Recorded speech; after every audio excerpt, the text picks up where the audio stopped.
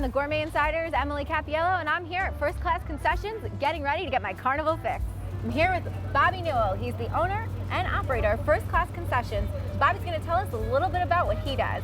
All right, Bobby, so tell me, fried everything. I see zeppoles, candy bars, funnel cakes. Fried Oreos. Yeah, what gave you this idea?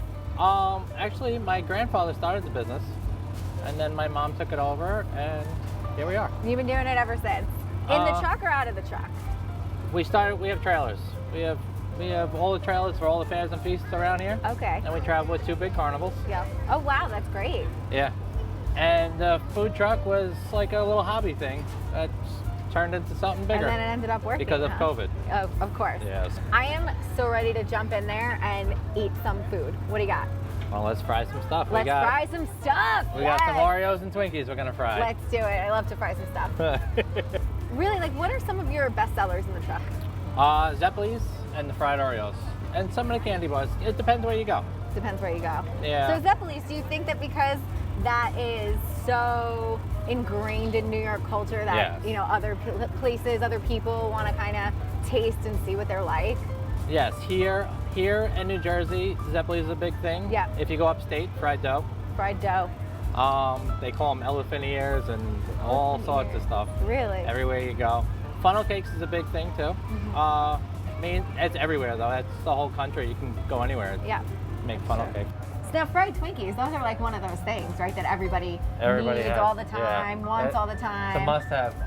When you eat that, it's actually like a warm vanilla cake. That sounds quite delicious, actually. And I'm not even really that big of a Twinkie fan, but so you do the same thing. Batter it up. Batter it up. Fry it. Drop it in. Now, how long do you fry it for? It's about 3 to 5 minutes. 3 to 5 minutes.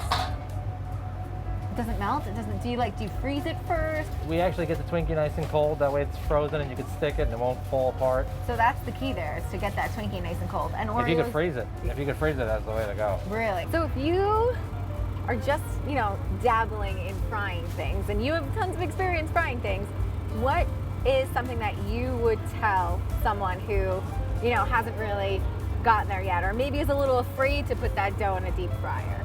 Maybe start with the Oreos. Start with the Oreos. Why so? It's a little easier, less of a chance of getting burned.